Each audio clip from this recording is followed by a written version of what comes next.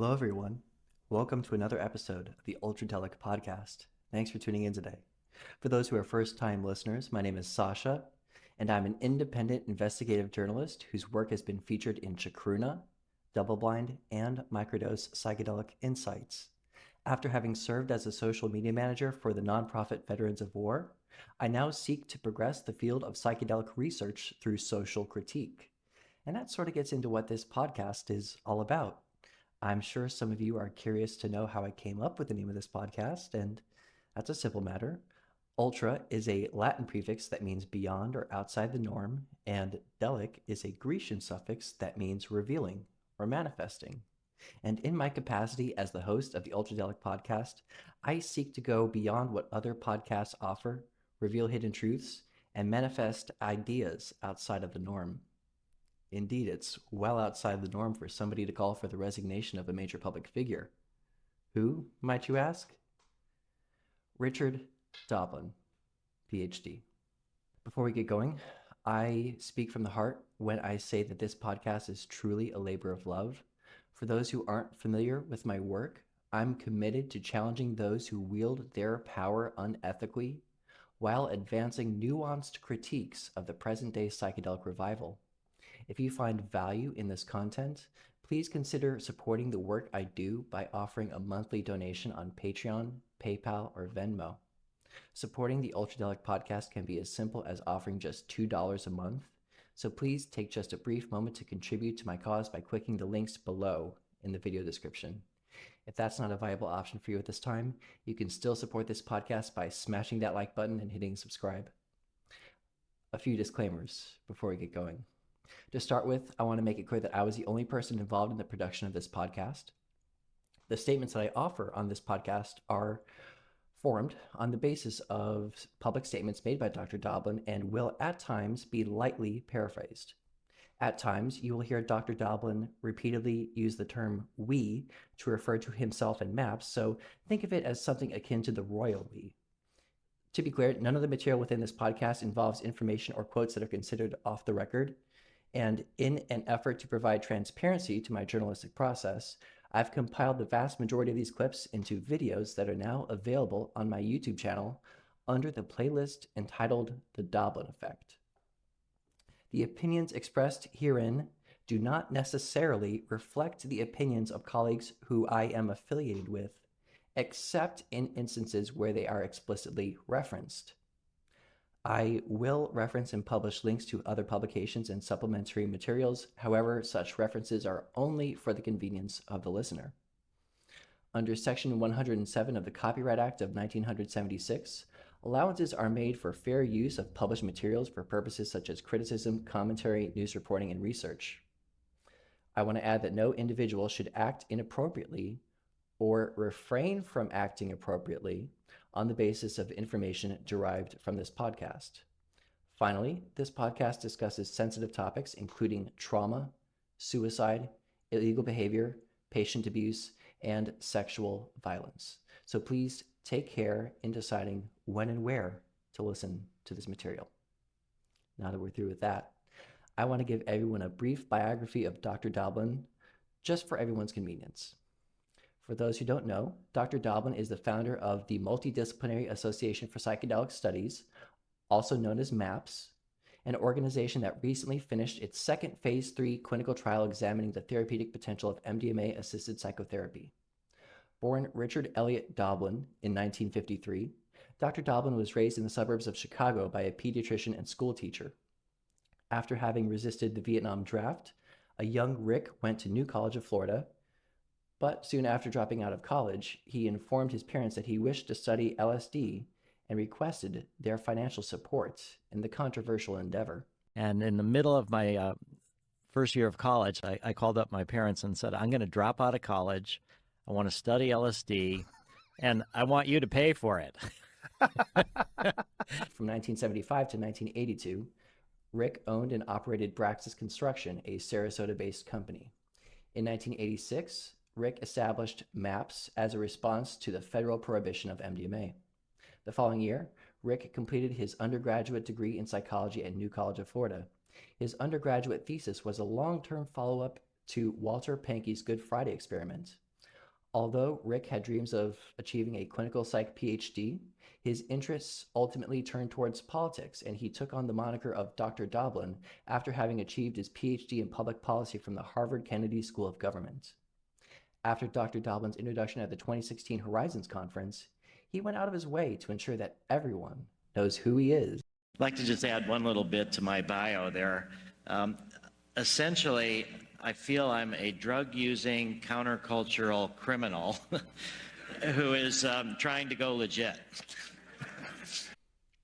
As of the present moment, Dr. Doblin serves as the president of MAPS. Now, some of you might be confused to hear this because his 37-year-long role as executive director was quietly changed just a few months ago, a fact that I was the first journalist to report on. You know, I used to hold Dr. Doblin in high regard, but that all changed at the start of last year. Before 2022, I held near unwavering support for MAPS and the work that they do. In fact, I actually ran a fundraiser on their behalf back in June of 2021. I have specifically applauded Dr. Doblin's anti-patent strategy, his choice to sue the DEA, the 2 long-term follow-up studies he conducted regarding Timothy Leary's research from the 1960s, and get this, his choice to call out Soul Quest Ayahuasca Church's false claims of association with the Native American Church. Make no mistake about it, I have many fond memories of Dr. Doblin, a person who I once considered my psychedelic hero. Over the course of MAP's 37-year history, Dr. Doblin has played an immense role in the initiation of clinical trials examining the therapeutic potential of MDMA-assisted psychotherapy. That part is undeniable. While my critics and I have not always seen eye to eye on Dr. Doblin's actions and statements, I request that they be willing to put our field of research ahead of any personal allegiances formed with Dr. Doblin when considering the evidence I provide within this podcast. Although Dr. Doblin has served our community for decades, it is obvious to me that he is no longer capable of fulfilling the duties as the mouthpiece of the most prominent psychedelic research organization in existence. A word of warning to my colleagues. Choosing not to speak out about unethical behavior undermines our credibility as professionals within a field of research that is still working towards gaining mainstream legitimacy. I think Rick Doblin said it best, that the most important thing we can do as part of the psychedelic industry right now is not fuck it up, right? As more and more people respond to Dr. Doblin's message of healing the world, he's developed a following to the extent that he's considered by many to be a visionary leader. In fact, the executive manager to Dr. Doblin, Charlene Justice, MS, recently described Dr. Doblin in a MAPS email as being, quote, like a curious toddler, a rebellious teenager, a professional businessman, and a visionary creature, all wrapped into one. As a quick side note, the email indicates that her colleagues have given her a rather interesting term of endearment. That is, she is an official Rick Wrangler. I think it's fair to say that Dr. Doblin appears to be a driven, visionary, and compassionate individual who is deeply committed to promoting the use of psychedelic substances for therapeutic purposes. However, all is not as it appears to be. It's important to consider any public figure's overall impact with a critical and nuanced perspective, recognizing both their strengths and limitations while evaluating their work based on its merits and impacts. Overall, the question of whether or not Dr. Doblin should resign from his position is a complex and multifaceted issue that requires careful consideration and evaluation of all available evidence. I wish to make it known that I seek to approach this situation with professionalism, while also being honest and clear about the severity of the situation and the need for decisive action. Getting back to what I was saying a minute ago, I realized that all is not as it appears to be once I heard the New York Magazine Cover Story podcast series. I seriously recommend everyone check that out if they haven't yet, especially episodes 6 and 7 entitled Open Heart Surgery and Political Science, respectively. Once I heard that podcast series, I lost a number of heroes. Dr. Doblin was one of them. It was difficult, to say the least. I went through emotional turmoil, but that turmoil has largely resolved and I have found a path forward. I have realized that Dr. Doblin is no longer fit to serve in his capacity at MAPS, and by working towards hastening his inevitable departure from the organization, it will, in my humble opinion, be better served by new leadership that simultaneously prioritizes the safety and well-being of clinical trial participants while fostering a culture of transparency and accountability. Simply put, Dr. Doblin has engaged in conduct unbecoming of a president of a pharmaceutical research organization. After having spent months consuming more than 2 hours of Dr. Doblin's public speaking engagements, it's become abundantly clear to me that he has abused the public's trust and disgraced his role as the leader of a community whose mission is centered in healing. When I say abusing the public's trust, I mean that he is betraying the expectations of the public in order to serve his own interests, while also routinely displaying grave errors in judgment. Mark my words, I believe that he's putting the public at risk. Beyond this, he appears to have demonstrated a consistent lack of transparency and honesty in his public statements.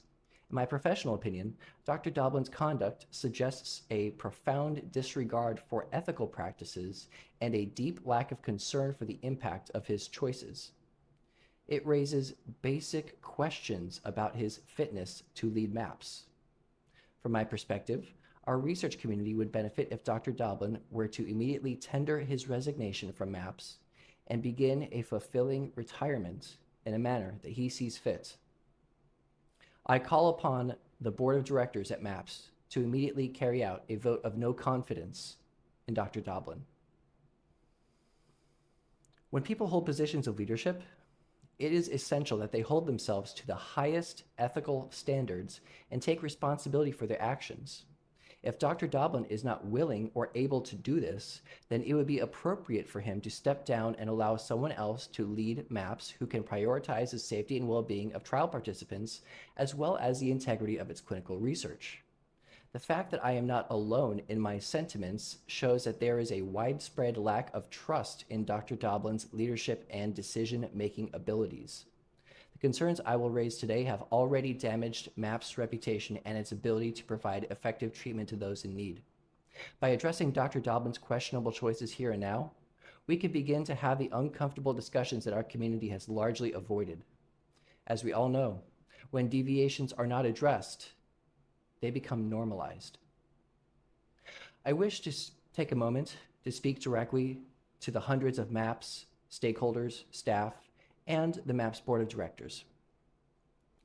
Even though I am sitting down right now to share the truth of what Dr. Doblin has said and offer my analysis,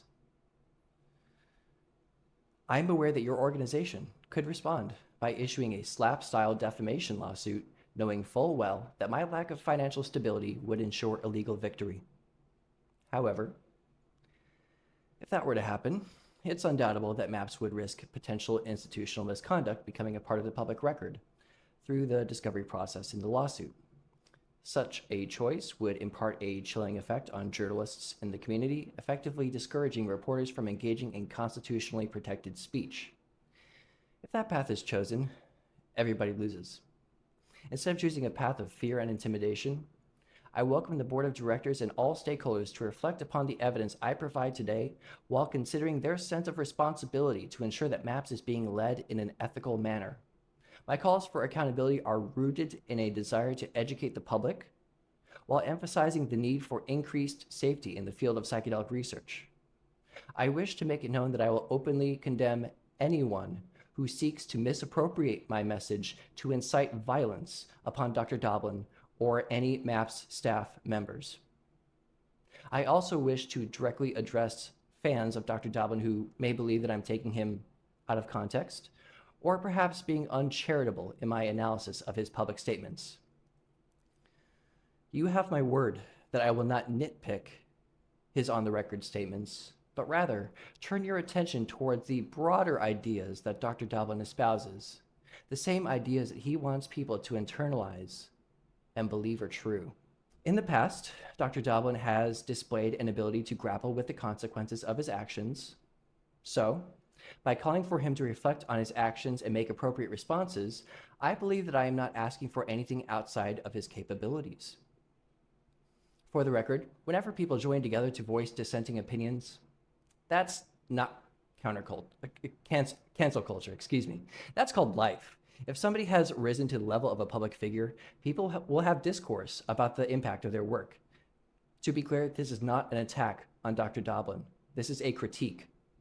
I wish to make it known that I'm not trying to infringe upon Dr. Doblin's freedom to express himself. This isn't about freedom of speech. This is about, in my opinion, Dr. Doblin's privileged belief that he deserves freedom from accountability. Dr. Doblin's career trajectory and celebrity status has, in my opinion, afforded him an excessive level of comfort that gives him license to fail to abide by the expectations and rules he's supposed to follow. People often take umbrage to my critiques, but I want to make some things clear. The psychedelic community can still support MAP's mission of healing and simultaneously call out bad behavior from its leader. Lest we forget, constructive discourse often involves raising valid criticisms that question the status quo. Critique is an essential element to advancing the field of psychedelic sciences, not a danger or a threat. If there's anything I want my audience to take home today, it's that a change in leadership at MAPS will not change their mission of healing. Given that many people use psychedelics to elicit deeply meaningful experiences, any evidence-based criticisms regarding Dr. Doblin's role as a psychedelic advocate may be ultimately perceived as nothing more than an affront on decades worth of clinical research. For the record, I do not seek to undermine the progress made by this field because at the end of the day, I want it to progress so that people with debilitating medical conditions can find safe and effective treatments whose risk profiles are sufficiently explored. I hope that becomes evident by the end of this discussion. In my humble opinion, it's our moral duty to confront the injustices present within the modern world. As I see it, we all need to stand up and be counted, to decide our place, as the poet James Russell Lowell once described as, in the strife of truth with falsehood. In fact, Dr. Doblin once stated that the lone critic standing up against the tide of history can make a difference. Rather inspiring, I'd say. You know, correct me if I'm wrong, but wasn't it Timothy Leary who said, think for yourself and question authority? And so the lone critic standing up against the tide of history can make a difference. That's something that everybody can do. It doesn't cost any money, doesn't take that much time, but it requires a certain amount of courage to sort of upset the apple cart and sort of come out. But I think that's something that's really important. And then people can become educated more. Because people are afraid to grab or touch the levers and buttons in the control room of the historical vehicle. And what that means then is that people who can cut through these many, many illusions, the illusion of materialism, the illusion of business as usual, the illusion of benevolent institutions carefully guiding us toward reasonable destinies. If you cut through all that, if you disabuse yourself of all that, you will empower yourself to eventually be able to stand up in delicate social and political situations and just say, bullshit. That's bullshit.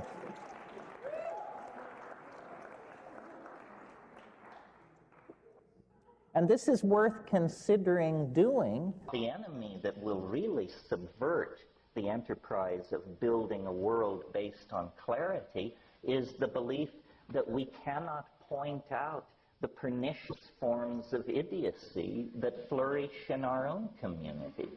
And this problem is growing worse all the time. We have tolerated too many loose heads in our community. We are not willing to take on the karma involved in argument and discourse that actually gores somebody's ox. We consider this politically incorrect. I can feel the tension in this room because people sense I might gore their particular ox. We have perfected politeness. We have perfected the ability to listen to damn foolishness without betraying by so much as the flick of an eyebrow that we realize what we're in the presence of.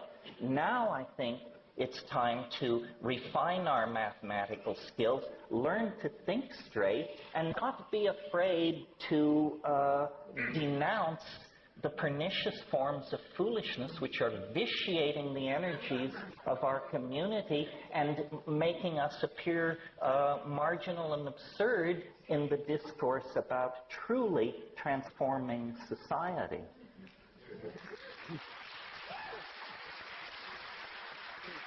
So, the first topic that I'd like to delve into on this podcast is equipoise. Specifically, equipoise is a concept that's utilized within clinical research to denote a state of genuine scientific uncertainty regarding whether a particular medical intervention is effective at treating a particular medical condition.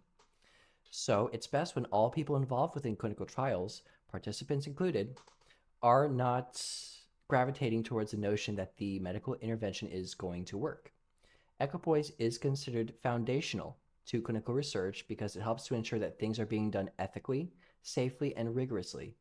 If clinical researchers hold the belief that the treatment that they are investigating is better than others, they are not in a state of equipoise. A lack of equipoise has implications for the safety of clinical trial participants as well as the reliability of the data obtained. Make no mistake about it, equipoise is essential if we wish to ensure that clinical trials are conducted ethically and that the results obtained are valid, reliable, and unbiased. So, why do I bring all of this up? Restraint is not one of Dr. Doblin's strong suits. It's undeniable that he has for decades claimed that MDMA will become an FDA-approved medication. In a seemingly blatant attempt to circumvent the principles of equipoise, Dr. Doblin has openly proclaimed that MDMA, he just says it works. He keeps saying that. He just says it works. What does that mean? To clarify, he has repeatedly stated that MDMA-assisted psychotherapy is, quote, ideal for treating PTSD because, again, according to Dr. Doblin, it is, quote, perfectly designed for the treatment of trauma. In February of 2001, Dr. Doblin started a speech at San Francisco's Golden Gate Club Presidio by informing his audience that, quote, there's 4 major points that I'd like to make today. The first one is that MDMA works. I think you've heard that from some of the speakers. It's not been shown in clinical trials, but I think that it's my operating assumption that MDMA is both a safe and effective adjunct to psychotherapy. The second point is that we can develop it through the FDA into a prescription medicine. I think the kit has outlined how the FDA will look at this. I've developed what I believe is a reasonably accurate $4 million 5-year plan to move MDMA through the FDA system. In January of 2002, just over a year ago, Dr. Doblin stated that MAPS is, quote, no longer investigating whether psychedelics can help. As he put it, quote, the evidence is pretty clear. Before my critics start lining up, I want to make it abundantly clear that I harbor no opposition whatsoever to the idea of creating a nonprofit pharma company with the expressed intent of bringing investigational drugs to market. In fact, I'm in support of this model. But Dr. Doblin's public statements give one the impression, at least in my opinion, that MAP's goal of getting MDMA approved by the FDA isn't just a scientific feat. It's a spiritual movement. How long would FDA approval take, if it's true? Do you know? It's going to take us about 10 years or so to make them into prescription medicines. Yeah. We're now projecting 2021 will be the year that we have MDMA approved by the FDA. So we're probably 8 to 10 years from making MDMA into a medicine. I figured, and you know from your history to probably double that, right? Yeah, we're predicting 2021 for MDMA becoming a prescription medicine. And by 2021, we anticipate MDMA being approved as a medicine. I think the critical turning point is going to be when FDA says yes to making these into medicines, and that'll be 6 years. We have now studied 20 out of 200 people in phase 3, and we think by the end of 2021 we'll have it approved in the FDA, and then maybe a year later or so here in Europe. We're roughly 2 years away from having FDA approval for the prescription use of MDMA for PTSD. Is how quickly can we recruit people for our second phase 3 study? If we can recruit people faster, then the drug can be available faster to more people. Mm-hmm. I'd say the main messages for people is don't give up hope. That's the most important thing. So hang on, it's coming. We think that by the end of 2023, FDA will have approved MDMA for PTSD. There's a lot we have to do, but first off, we have to make MDMA into a medicine for PTSD, and with your continued help, we'll be able to do so. So we're figuring that we need another 70 to 100 million or 130 million in addition to this in order to just globalize MDMA for PTSD. So somewhere between 20 and $35 million, we should be able to get MDMA approved in the US and in Europe. And now we're starting to think even broader than that, or global. This is hypothetical. We haven't checked it all out, but for around 50,700,000 subjects, we think we can get it approved in pretty much every country of the world. All we're going to need to spend is around $10 million in the next 8 to 10 years to develop MDMA into a prescription medicine. Also, keep in mind that Dr. Doblin is not alone when he makes remarks like these. Both doctors Michael and Annie Mithoefer, two lead MAPS therapy trainers, have both asserted that the FDA will approve MDMA. Back in 2017, Michael Mithoefer stated that, quote, "I think once we get approval, it'll be possible to really research how to be more cost-effective." As Dr. Annie Mithoefer put it back in 2020, while the second phase 3 trial was still being conducted, she said, quote, "It also is going to be a huge thing when we do get it approval." That is, FDA approval. It also is going to be a huge thing when we do get it approval. I think once we get approval, it'll be possible to really research how to be more cost effective.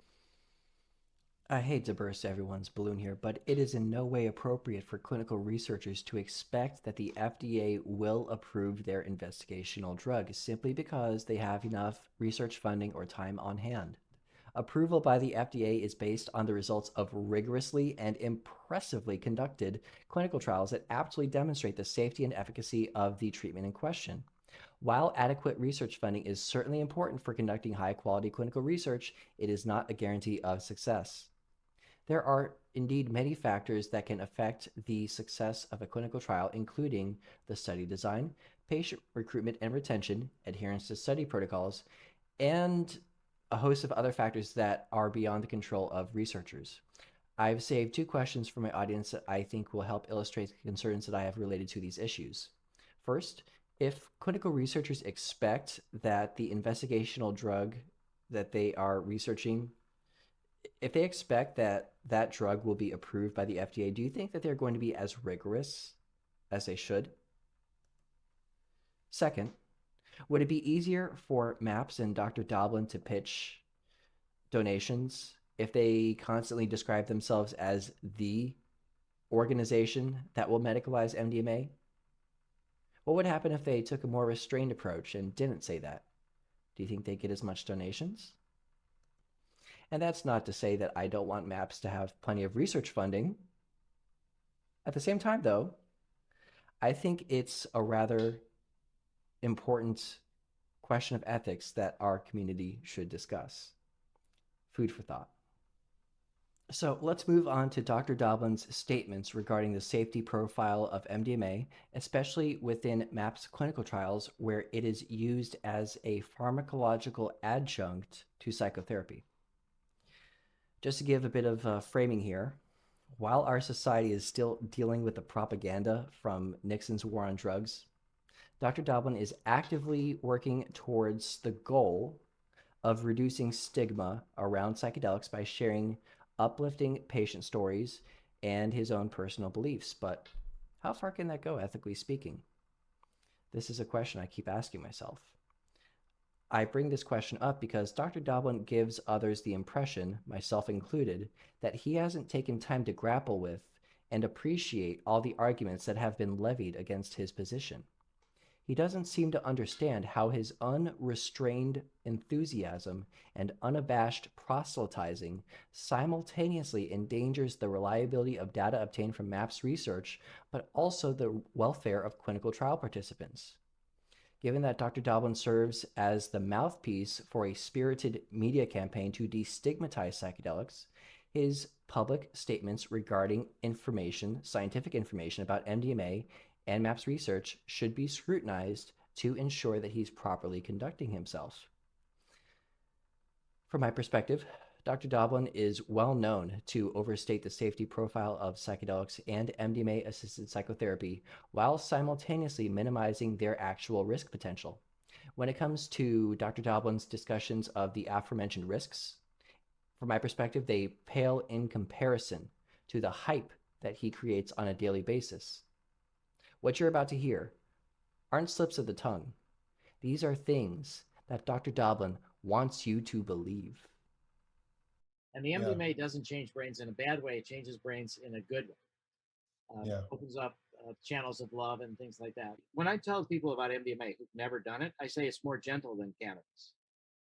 You know, it's easier because it doesn't do the ego dissolving, and it's not the same way as LSD or psilocybin. MDMA is more gentle, is more heart opening. So MDMA is the gentlest of all the psychedelic drugs. MDMA is the most gentle of all the psychedelics. It's the most inherently therapeutic of all the psychedelics. But MDMA is the most gentle of all the psychedelics. It's easier to integrate. It doesn't produce the panic reactions that other psychedelics tend to do. You know, MDMA being the most gentle of all the psychedelics, the easiest to integrate. MDMA is the most gentle of all the psychedelics. The MDMA, it's the most gentle of all the psychedelics. If you were to design a drug for post-traumatic stress disorder, MDMA would be it. MDMA is ideal for treating PTSD. It's almost perfectly designed for the treatment of trauma or for the reduction of anxiety. So I do think that for PTSD, that MDMA is the ideal drug. And we were able to have a drug, MDMA, that's ideal for PTSD. So all of that is what I knew beforehand, and that's why I started MAPS. So in 2001, though, O Magazine published an article about MDMA. This was the illustration that they used, and it was, can a single pill heal your pain? So this is, of course, propaganda on the other side, but you know, we'll accept it. Despite the unscientific nature of these opinions, Dr. Doblin says them as if they're scientific facts backed up by the clinical literature. They're not. I bring up these public statements because they have, in my opinion, almost certainly impacted patient expectancy within MAPS clinical trials. For those who don't know what patient expectancy is, it refers to the perceptions, expectations, and beliefs that people hold regarding the medical interventions that they are offered. This factor can influence clinical trial participants to the degree that they actually alter the ways in which they perceive and report their symptoms at all stages of the clinical trial. Increasing patient expectancy can influence the good prognosis group to actually report feeling better than they are, while also generating extra disappointment for those who are non-responders. It would also be worth mentioning that the Hawthorne effect is at play in MAPS clinical trials. If you don't know what the Hawthorne effect is, the idea behind that is that people are inclined to change their behavior when they are aware that they are under a state of observation, especially if they feel that their participation is regarded as valuable. Given that media campaigns and Dr. Doblin's own public statements describe MDMA-assisted psychotherapy as a therapeutic modality that has the potential to heal the suffering of billions with a B, to the extent that it could actually create a, quote, net zero trauma world, which is something we'll discuss later, clinical trial participants are more inclined to alter their data to appease researchers in a subconscious effort, sometimes conscious, to help bring about healing for all those who suffer. In fact, this particular example of the Hawthorne effect was mentioned by a former MAPS clinical trial participant within the podcast series Cover Story Power Trip. Specifically, one MAPS trial participant who suffered psychological decompensation as a result of taking MDMA within the trial stated that she, quote, didn't want her own experiences to be a stumbling block to the broader public having access to this miracle cure, end quote. When the rubber meets the road, the Hawthorne effect can affect the ability of world-class researchers to accurately measure the efficacy of a medical intervention in question. Does anyone in my audience honestly believe that Dr. Doblin's public comments regarding the safety profile of MDMA haven't impacted patient expectancy in any regard whatsoever? I'm doubtful, to say the least, but I think that's all right. Regarding the notion of hype affecting patient expectancy in clinical trials, Dr. Albert Garcia Romeu, a Johns Hopkins researcher, has said that this is, quote, a huge problem. You want people coming into this with some openness, and typically, once you have all these preconceived ideas, they think they know what they want. That always doesn't work out well. Food for thought. You know, whenever Dr. Doblin shares particularly uplifting stories about MAPS patients, he's manufacturing hype and impacting patient expectancy. Here's an excellent example. Dr. Doblin often shares the story of a Vietnam veteran who grappled with PTSD for 5 decades and was successfully treated with MDMA-assisted psychotherapy in a MAPS trial. As Dr. Doblin frequently puts it, this was, quote, one of the most satisfying things, end quote, that he's seen in MAPS research. To say the least, it's improper to utilize statistical outliers as representative samples of a treatment that's still under investigation. You can't just pick and choose what you show. This is a textbook definition of selection bias. That one of the most satisfying things that has happened in our phase 3 research very recently is that we've had a veteran that was in our study who had PTSD for a very long time, and now he's doing much, much better. Yeah. And he had PTSD from Vietnam. Wow. We've had somebody from almost 50 years PTSD, and they can still get better. So with the Doblin effect in full force, clinical researchers are now under pressure to replicate the kind of results that Dr. Doblin has promised. Clinical trial subjects will continue to be inspired by Dr. Doblin's unrestrained enthusiasm, and as a result will begin their course of treatment likely expecting nothing less than significant symptom improvement. To quote an excellent paper published just last year by Dr. Jacob Aday and colleagues, high-dose psychedelic trials may also be particularly susceptible to a type of bias termed hype, or the Michael-Pollan effect. Some have argued that psychedelic therapy marks the most important innovation in psychiatry since the introduction of SSRIs, or possibly ever, and it is not uncommon to hear claims about the potential for psychedelics to change the world from industry leaders and enthusiasts. This pervasive messaging may lead to amplified positive expectations compared with many other types of clinical interventions, and perhaps motivates participants to not let the movement down by failing to clinically improve. Well said. You know, I want to zoom back out for a minute, though. It is true that MDMA has been shown to be relatively safe when used in controlled settings at appropriate doses. However, it is still important for clinical researchers and healthcare professionals to accurately communicate the potential risks and negative side effects associated with its use, especially in psychotherapy, so as to ultimately promote safe and responsible use practices in the general population. Downplaying or minimizing the risks associated with MDMA, that can lead to individuals underestimating the potential harms and, as a result, engaging in unsafe use practices. It can also undermine efforts to promote safe and responsible use of MDMA and harm reduction strategies in general. It would be advisable for Dr. Doblin to avoid making premature or otherwise unfounded claims about MDMA's efficacy or safety within or outside of clinical settings. Furthermore, accurate communication of the risks and negative side effects of MDMA use is crucial for ensuring that individuals who participate in clinical trials that they're able to give informed consent. This is particularly important given that the risks associated with MDMA use in a psychotherapeutic context and the need for individuals to fully understand the potential benefits and risks before participating in clinical trials. While researchers may have high hopes for the success of their investigational drug, it's important to have them remain objective and to transparently acknowledge the potential risks and uncertainties associated with the drug and its development process. Is that such a big thing to ask? Given that millions of Americans are suffering with mental health issues like PTSD and depression, these people are desperate for potential solutions to their ailments, and when they hear people like Dr. Doblin making the claim that MDMA is ideal for treating PTSD, Lord knows where their minds go.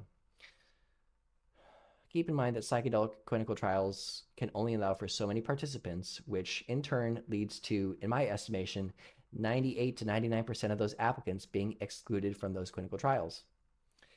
Why? Well, most of them are excluded because they do not meet the inclusion criteria, or they do meet the exclusion criteria involved with the enrollment process. It's also worth noting that these trials also screen out people who deal with comorbid mental health conditions, so there is effectively zero clinical research on the effects of psychedelics in populations with complex mental health issues. And because of this bottleneck, many of these treatment-resistant individuals will turn to the realm of underground guides who are willing to offer the prized psychedelic, but only if they offer up a nice stack of cash and sign a liability waiver, preventing them from recovering damages, even in cases of illness, disability, or death. I asked my audience, is this the reality that Dr. Doblin dreamed of? I would argue that it is. So that's actually a great segue for this next topic. I'm not going to beat around the bush on this one. Dr. Doblin has repeatedly encouraged people without medical licensure to practice MDMA-assisted psychotherapy. In case everyone forgot, practicing psychotherapy without a license is a crime in all 50 states.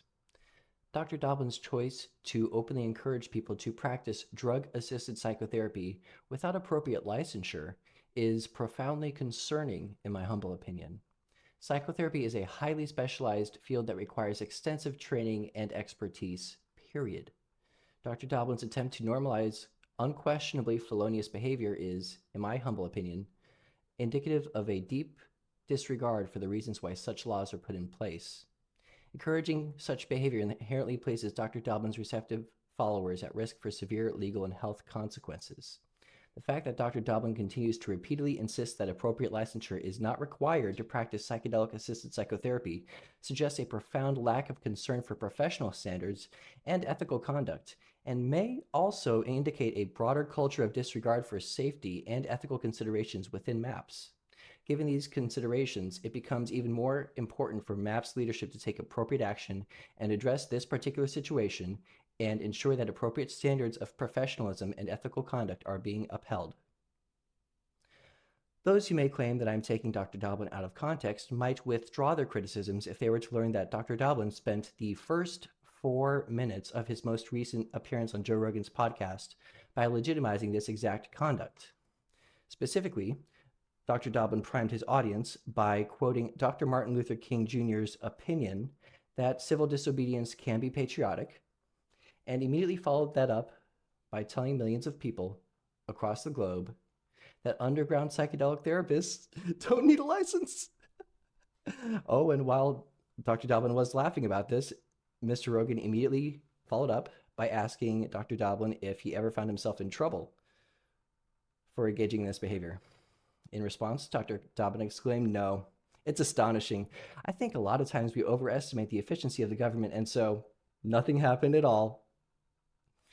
So let's zoom back here and go back to a LSD flashback. No, not that kind. Back in 1972, a young Rick Doblin was concerned about the ramifications of his choice to resist the draft. Mind you, he was still a teenager at this time, and like many young adults, he was still trying to figure out his path in life, but after he started taking LSD around that time, he had an aha moment. He realized that he would become an underground psychedelic therapist. He would come to tell himself that, quote, "You don't need a license for that."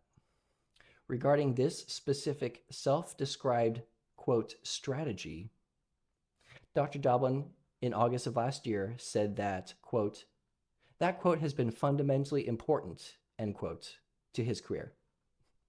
Although Dr. Doblin wanted to become a therapist, a decade would pass before he decided to interact with, as he often puts it, his first PTSD patient. At that time, Dr. Doblin had yet to receive his undergraduate degree in psychology.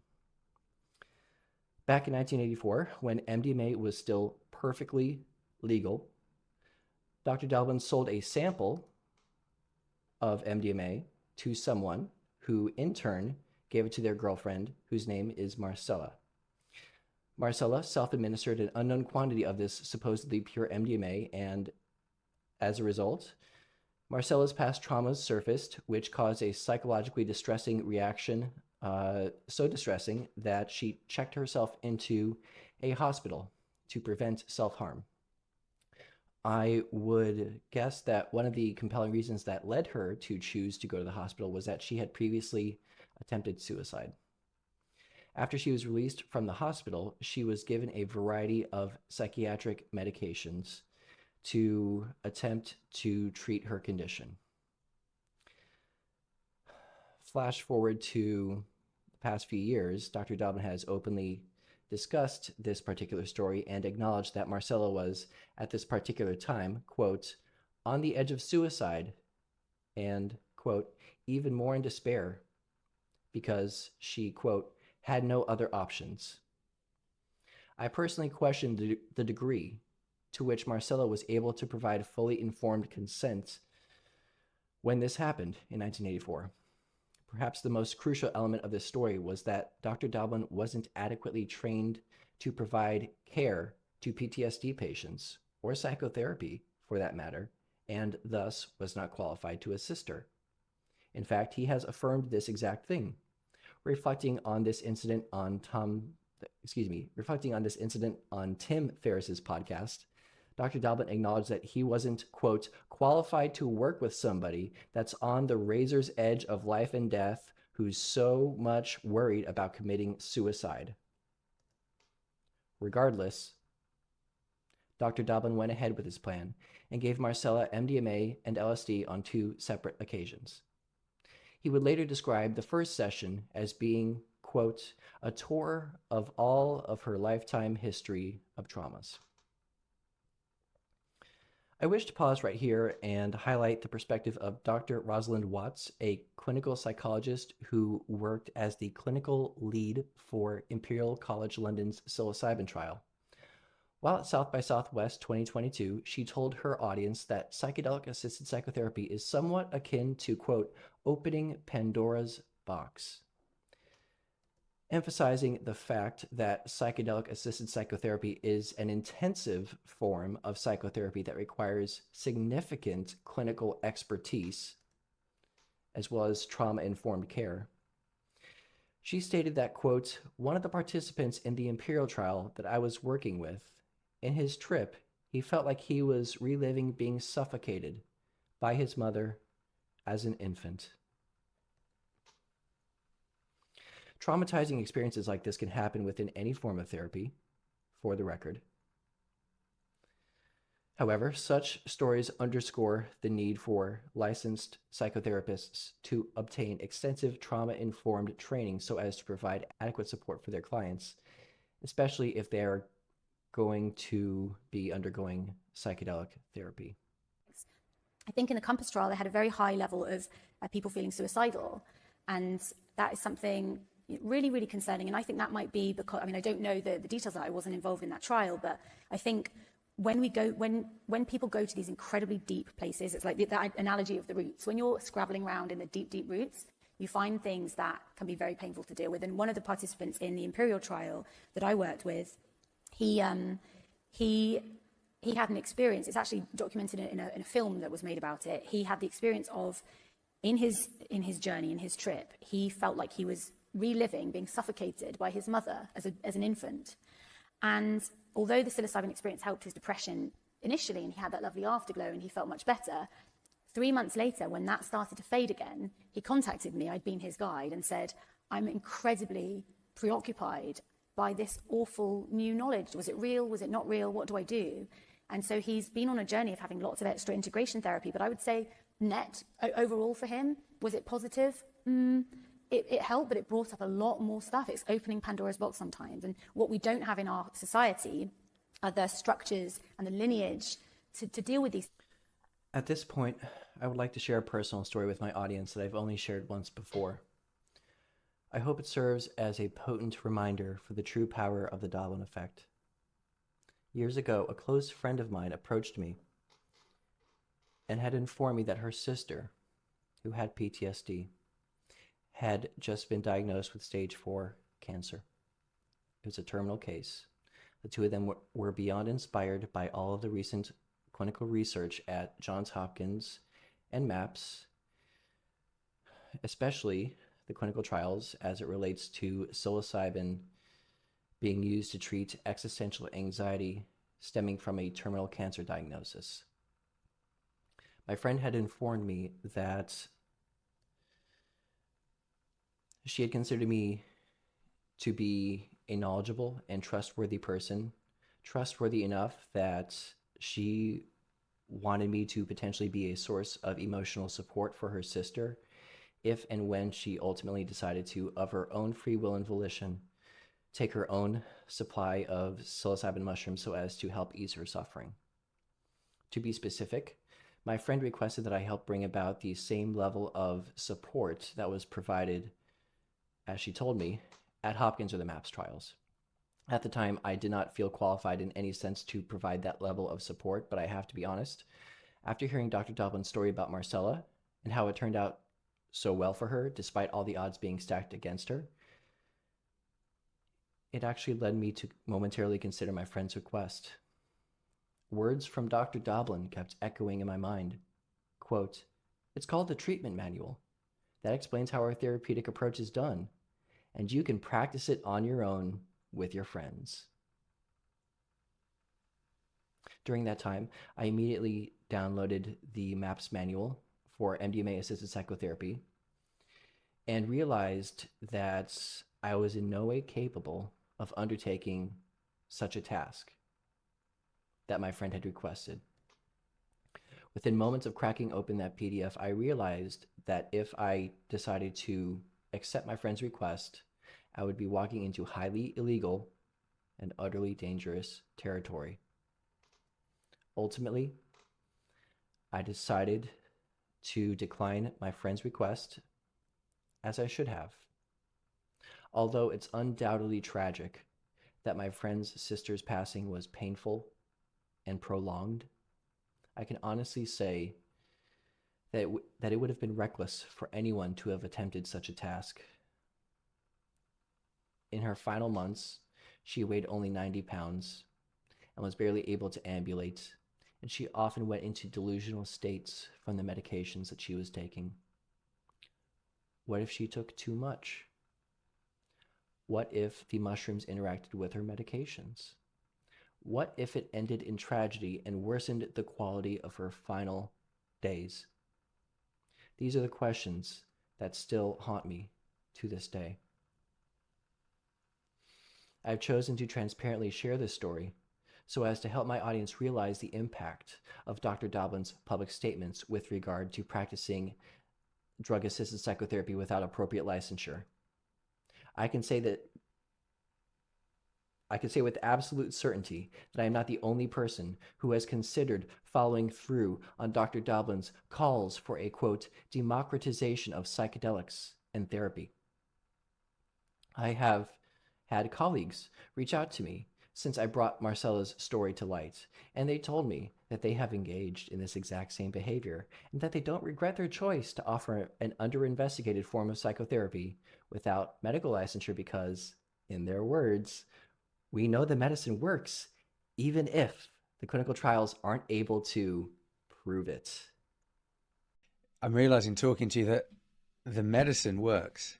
Like, we know it works. So these clinical trials aren't saying, are these psilocybin-containing mushrooms, do they work? Or even MDMA or LSD. Kind of, we know they work. Yeah, I mean, I like what you said about the medicine works. We know it. Whether clinical trials prove it or not, we know that these compounds, these molecules, these experiences do, when you say work, we know that they can be tremendously helpful for some people. It's a fact that Marcella wasn't Dr. Doblin's only self-described patient. While discussing his work as an alleged therapist on Ann Filippi's podcast, Dr. Doblin admitted that he occasionally, quote, sat for people in difficult straits. What kind of difficult straits, might you ask? He's admitted on the record that he has, quote, worked with people several days before they died. He described giving MDMA to these terminally ill cancer patients as a, quote, risky situation. I question the degree to which these people were able to provide fully informed consent, given that Dr. Doblin has admitted that they were, quote, on heavy opiates, quote, basically tranquilized, and, quote, not hardly present at all. He has described the situation in the following terms. These people were dying anyway, and we all decided to take the risk. I cannot stress enough how chilling these words are to me. So at age 18, I thought, well, because I was thinking I was going to go to jail too, because of being a draft resistor, my parents were supportive, but they said, you're never going to be able to be a doctor or a lawyer or anything like that because you'll be a felon. And so I thought, okay, I'm just going to have to figure out something else I can do with my life. And then when I first started doing LSD in 1972, in 71, I realized I could be an underground psychedelic therapist, and that doesn't require a license. So that became my career goal. I'm not willing to go to Vietnam in order to get a certain kinds of job. And then I thought, aha, I can be an underground psychedelic therapist. You don't need a license for that.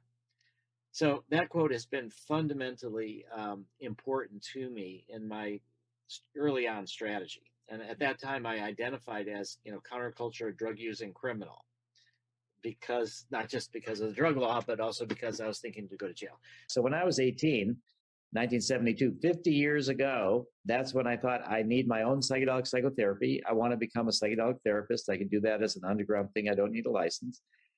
So anyway, all of that led me to think, I could be an underground psychedelic therapist. I don't need a license for that. And so so all of this is to say, I don't think of myself as a saint, that this is what I want to do. And I thought, because I'm going to be arrested any soon for being a draft resistor, and I'll have this felony and stuff, that I can be an underground psychedelic therapist. You're not going to need a license for that. That'll be my career. So that's how at age 18 in 1972, all this came about. I decided to become a psychedelic therapist. So at age 18, I decided to be an underground psychedelic therapist because you wouldn't need a license. I believe this is the first ever therapy session that you did with a PTSD patient. Can you tell this story, please? Yeah, let me say that it was the first ever therapy session that I ever did with anybody. The first time I ever dealt with a patient was in 1984. And also in 1984, I did the first work ever with a PTSD patient, my first work ever. Now, also in 1984, I worked with my first PTSD patient. Yeah. I think in 1984 is when I worked with the first PTSD patient with MDMA. It was actually in 1984 that I, for the first time, worked with a woman who had PTSD. And I was learning to be a therapist before I veered off into the politics. But let me just say that in 1984 was the first time that I actually worked with a PTSD patient. I did work with a PTSD patient in 84. I received the treatment a year before I was criminalized. So in 1984, I was 23 years old.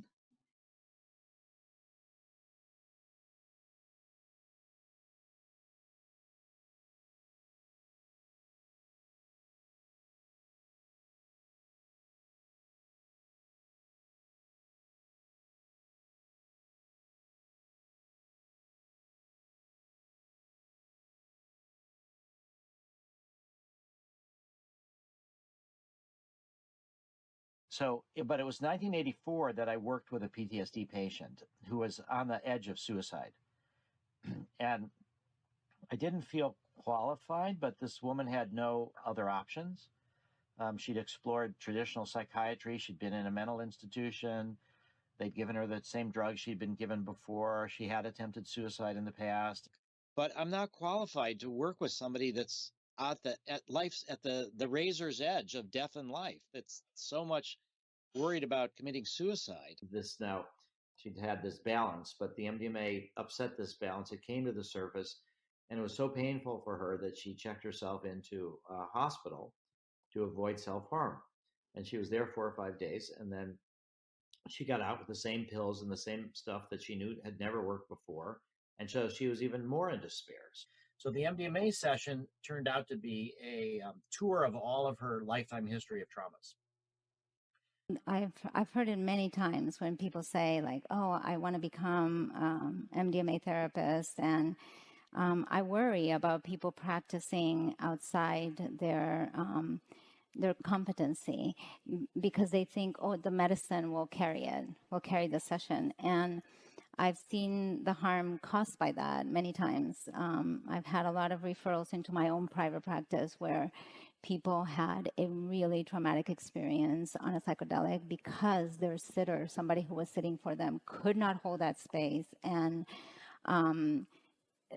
it just created more harm.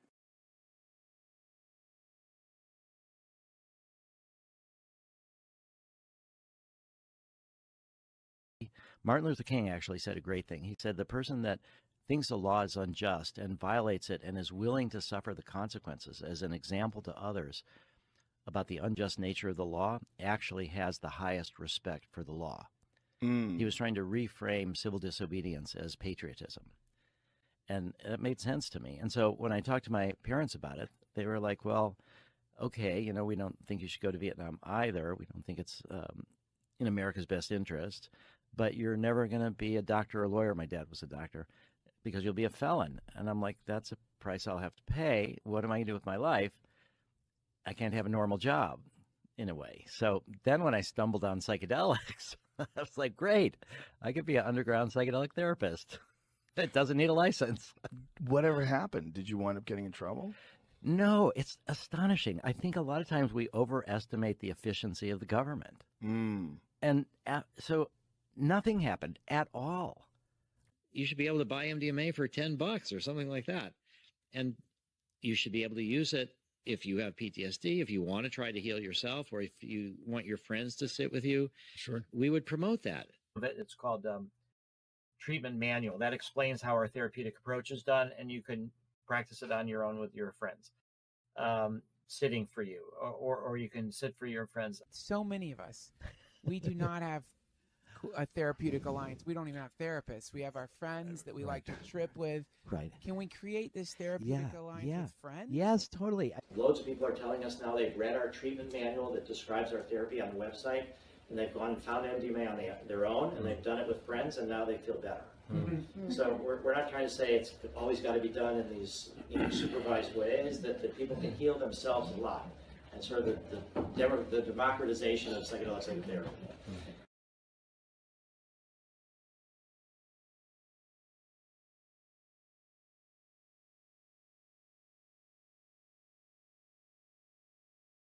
For now, people sometimes seek out treatment outside mainstream medicine among a network of underground psychedelic therapists. Some of that even goes on at Burning Man. Rick spent much of his last few days there counseling a veteran suffering from PTSD. Rick could tell the man needed help. It was somebody that seemed on the verge of massive mental breakdown, was in a massive mental breakdown when we met, crying and talking about how there was no point, nothing else had worked, PTSD for decades. It was just such a powerful appeal for help. Along with the counseling, Rick treated the vet with MDMA. This wasn't the full treatment that MAPS is undertaking in its phase 3 trials. The phase 3 treatments are hours of therapy with 3 MDMA sessions 1 month apart. But Rick gave the vet a flavor of it. It started a process that I think provided hope. To see someone start in a puddle of tears and feeling like all the options had been exhausted and there was no reason to live anymore, to having hope and interest in other therapy sessions was profoundly inspiring. Rick says the vet is doing better and looking into getting more therapy. And I have done some therapy sitting for people over the years, but not much. The other was working as a therapist, so that I would occasionally, sit for people in difficult straits. This is a long time ago, but I've worked with people several days before they died with MDMA. When they were dying of cancer, they are on heavy opiates. They're basically tranquilized. You're not hardly present at all.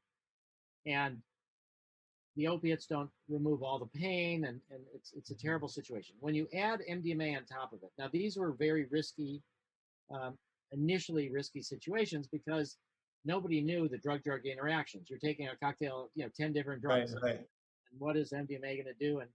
But these people were dying anyway. We all decided to take the risk. But these people were dying anyway. We all decided to take the risk. But these people were dying anyway. We all decided to take the risk. But these people were dying anyway. We all decided to take the risk. As we've seen on social media, the war in Ukraine has caused people to exhibit knee-jerk responses to the situation that are based on their personal worldview and rhetoric. When it comes to people like Dr. Doblin, the answer to many of society's woes can be found in MDMA and other psychedelics, or at least that's what it appears that he believes.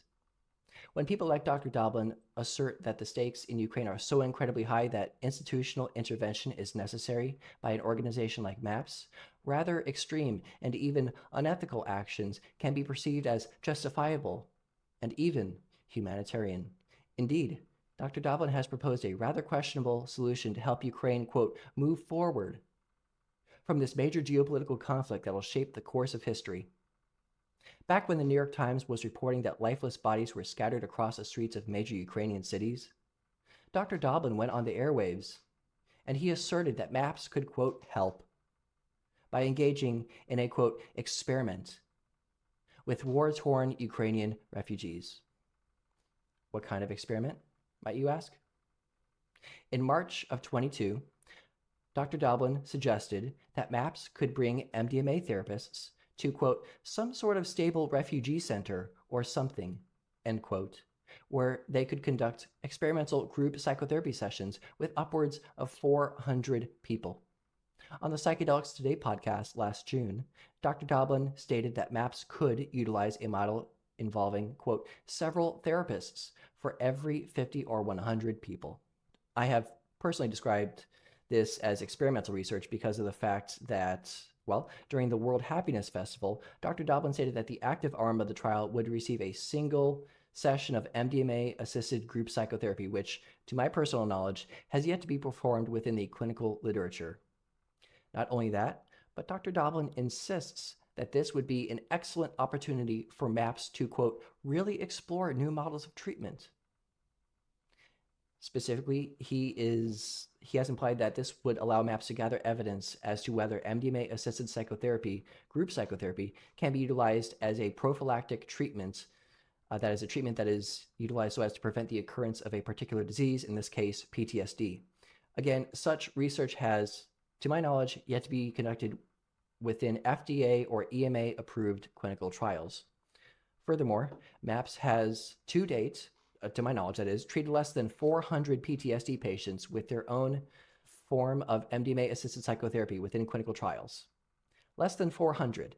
Yet Dr. Doblin wants to incorporate that many people within these humanitarian projects? How exactly is it humanitarian or compassionate to subject vulnerable populations to under-investigated forms of psychotherapy? Keep in mind that Dr. Doblin believes that incorporating refugees within MAPS-sponsored clinical trials will help bring about his vision and MAPS' vision of a, quote, net zero trauma world. Why test an investigational drug on Americans in group psychotherapy settings when the safety profile can be explored more cheaply in countries with fewer regulations? With people that, shall we say, aren't Americans? Knowing that people suffered adverse reactions to investigational forms of drug-assisted psychotherapy is an easier pill to swallow when the people affected aren't your neighbors and their suffering is not as visible. Lest we forget, Dr. Doblin has already admitted, or at least stated, that MAPS benefits from deregulation of the medical industry. Back in 2017, just months after President Trump assumed office, he told the crowd at the 2017 Psychedelic Sciences Conference that, quote, in terms of psychedelic research, I think actually the transition to the Trump administration could be helpful, and surprisingly so. Let's hear Dr. Doblin clarify exactly what he meant by that.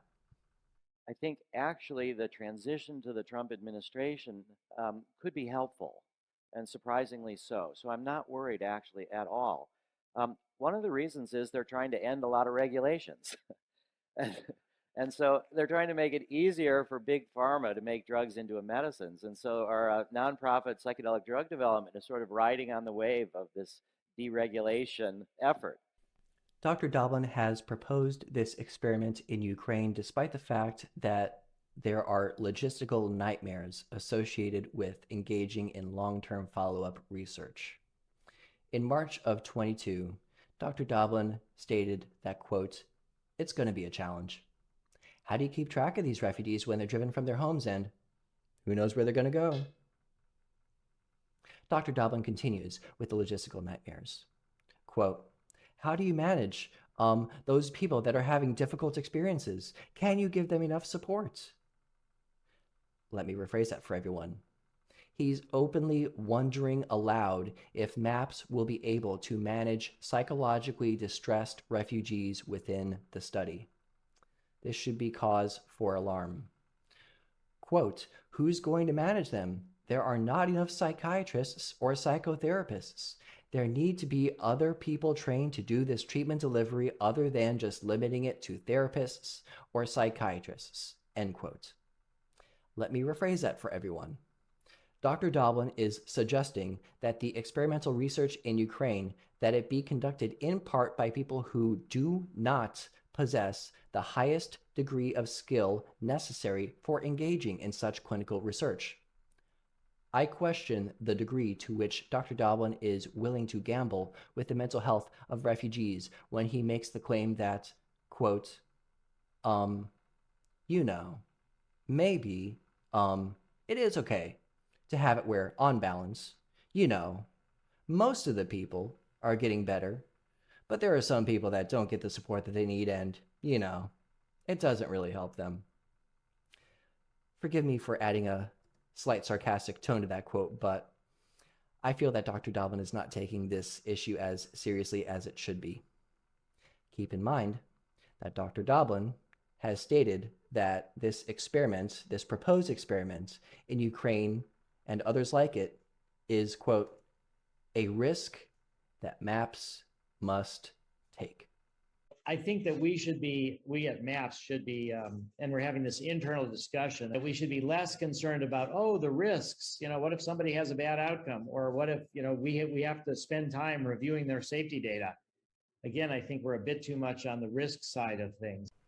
While I'm aware that the European Medicines Agency, that is the EMA, is actually requiring MAPS to include some refugees in their European clinical trials, I wish to remind my audience that Dr. Doblin is expressing interest in bringing MDMA group therapy into actual refugee centers. In case everyone forgot about the traumatic nature of residing in a refugee center, people are still processing the fact that their lives have been completely upended, that they've been forcibly displaced from their homes and in most cases left with nothing. To provide some historical context, pharmaceutical company representatives are frequently sent across the world to impoverished nations with the goal of recruiting people into clinical trials. Given that illiteracy and a lack of proper education or nutrition can impact the ability of these people to provide fully informed consent and understand the paperwork involved, some participate simply because they are desperate for a treatment that may prove helpful for one or more medical conditions that they are experiencing. It is crucial to keep ethical considerations in mind when enrolling marginalized populations in clinical trials so as to ensure the protection of human rights. Marginalized populations such as racial and ethnic minorities, individuals with disabilities, and those with low socioeconomic status have historically been subjected to exploitation within medical research. Ethical considerations ensure that the rights of these people are protected and, furthermore, that they are not exploited or otherwise neglected in the process of conducting clinical research. To be clear, exploiting a refugee in this case could be as simple as obtaining a particularly uplifting quote from a participant given MDMA who, shortly after the experience, inadvertently suffers psychological decompensation as a result of their engagement in the trial. If there's one thing that I want my audience to take away from this discussion about refugees and utilizing them within clinical research, it's this. The Nuremberg Codes were put in place to ensure that scientific research doesn't violate human rights.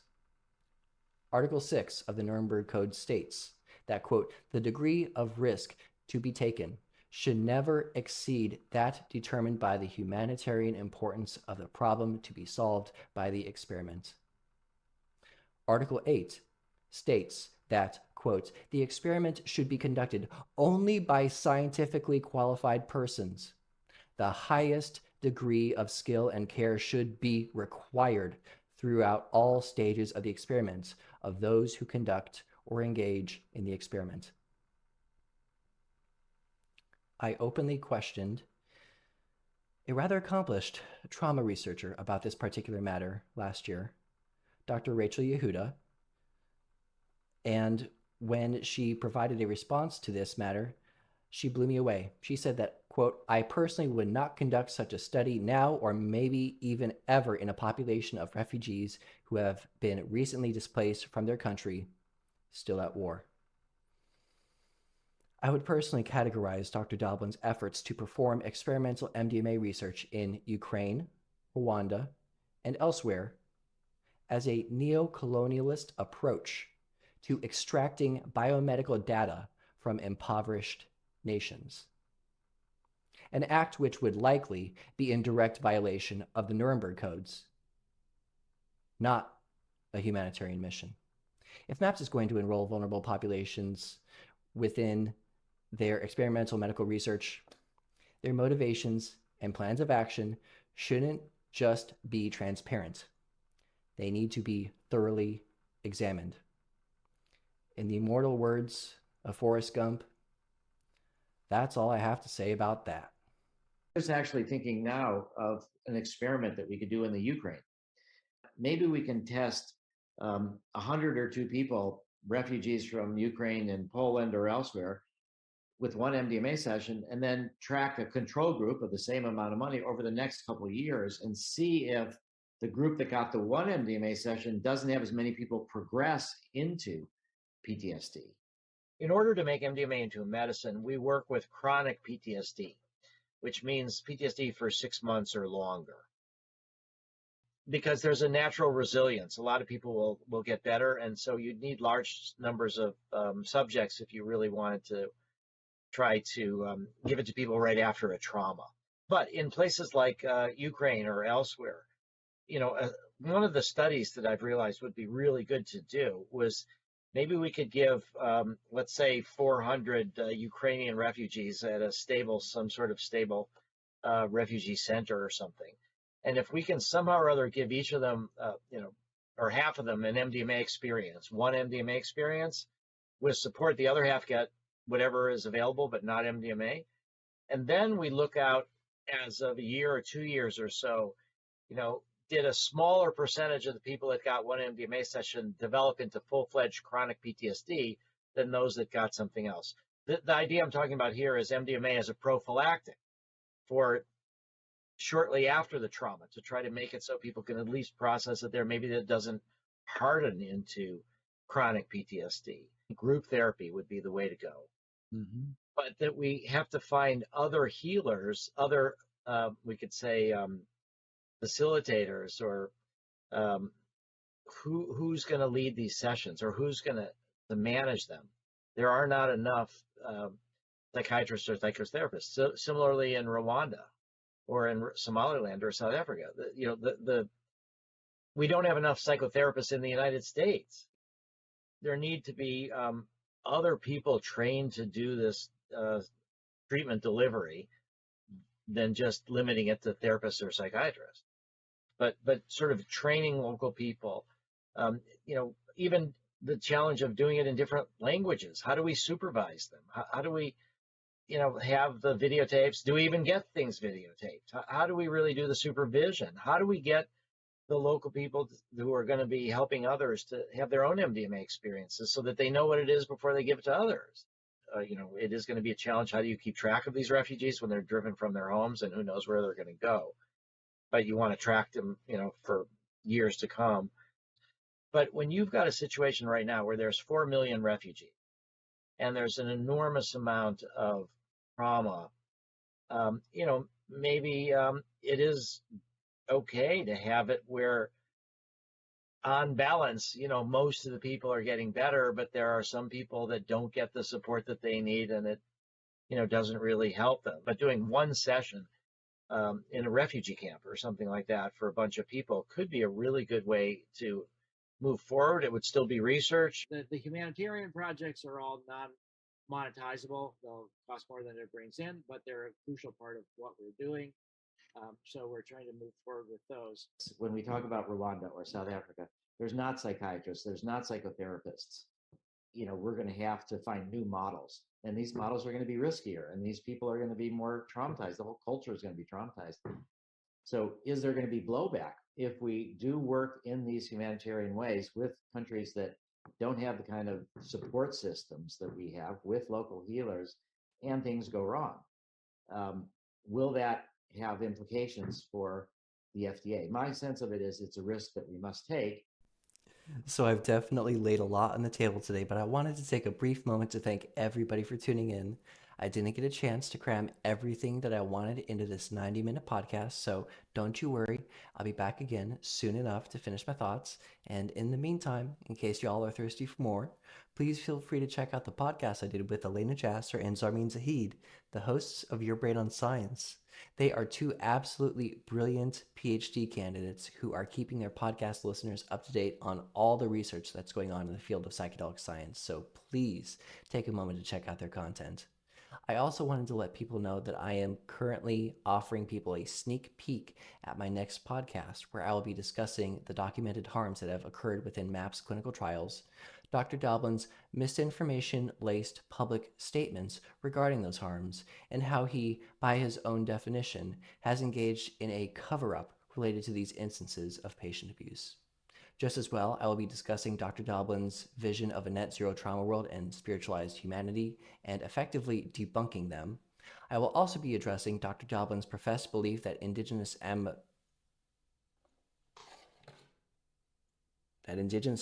are living cavemen? Wow. Along with this, I will also be airing MAPS clinical trial footage, which will indicate that Dr. Doblin has engaged in conduct so egregious that, in my opinion, it defies explanation. So, in case anyone is interested to know more about what exactly I will be saying during that next episode, I'm currently running a promotion on my Patreon where all new and current members have access to the rough draft of my upcoming script for the next podcast. Subscribing at any tier comes with access to the script and access to all behind-the-scenes content. All you have to do is go to patreon.com/SashaSisco, and you'll be able to get a glimpse into all the hard work that went into this podcast and the next one. Speaking of which, in an effort to properly conduct myself in preparation for this podcast, I have already reached out to MAPS representatives about this particular matter so that Dr. Doblin can provide on-the-record commentary to the claims that I have made in this podcast and will make in the next episode. In a single-sentence email written on June 12th, MAPS Director of Communications declined my request for an on-the-record interview with Dr. Doblin concerning the issues I have raised. Given that this podcast is being released during the 2023 Psychedelic Science Conference held by MAPS, I wish to extend my sympathies to the event speakers. Why, might you ask? They were forced into signing a contract which prohibited them from, quote, discrediting MAPS or tarnishing its reputation and goodwill. As one of my colleagues recently put it, this conference will be a moment in time. And when we look back at this era years from now, we will know that this conference marked the field's complicity with Dr. Doblin's conduct. The kicker? Academics who dared to speak out were intimidated into silence. Before this moment in time, the field of psychedelic research had plausible deniability, but not anymore. If you want to speak truth to power, feel free to share this podcast in posts related to the conference so as to raise the conscience of those who wield that power. Use the hashtag DoblinShouldResign and PS 2023, so that we can inform the psychedelic community about Dr. Doblin's conduct. And don't be afraid to speak your mind and share how you feel about the information that I presented within this podcast. And keep in mind that it was Robert F. Kennedy who once said that every time someone stands up for an ideal, or acts to improve the lot of others, or strikes out against any injustice, they send forth a tiny ripple of hope. And those ripples build a current which can sweep down the mightiest walls of oppression and resistance. Before I wrap up my comments on this podcast, I want to briefly recall the topic of nonviolent civil resistance. Why? It was Martin Luther King Jr. who inspired Dr. Doblin to not register for the draft. A war that Dr. Doblin didn't feel was justifiable. A war that he refused to participate in. And I can sympathize with the young Rick Doblin's choice to question the motivations of authoritarians whose unjustifiable actions risked the lives of others. I can sympathize with the young Rick Doblin's vigorous protests against those in power who quashed dissent and minority opinions. I can sympathize with the young Rick Doblin's desire to overcome impossible odds. And I can sympathize with the young Rick Doblin's choice to challenge scholars and state with confidence what he believed, knowing all the while that he would be labeled as an outcast. And I can sympathize with the young Rick Doblin's choice to challenge his heroes and question the reliability of their scientific findings. I can sympathize with the young Rick Doblin's desire for a world that challenges and upends institutional violence, inaction, and immorality. Indeed, I can sympathize with the young Rick Doblin's hope for a better world. You either die a hero or you live long enough to see yourself become the villain. To this end, I'd like to echo some motivational quotes made by a beloved minister in 1956. Regarding the topic of nonviolent civil resistance, Dr. Martin Luther King Jr. said that, quote, "This is not a method of cowardice or a stagnant passivity." He added that the nonviolent resistor is constantly seeking to persuade their opponent that they are mistaken.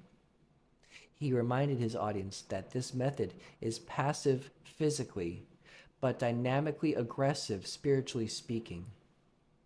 He concluded his remarks by reminding others of the ultimate goal of nonviolent civil resistance. The nonviolent resistor must often voice their protest through non-cooperation or boycotts, but they realize that these methods are not ends within themselves. They are merely a means to awaken a sense of moral shame within their opponent. The end is redemption and reconciliation. Once again, thank you to everyone who stuck around to listen to everything I had to say today. And if you found value in this podcast, please make sure to smash that like button and hit subscribe. That way you can stay up to date with all that I do. And just as well, please do what you can to help support this podcast.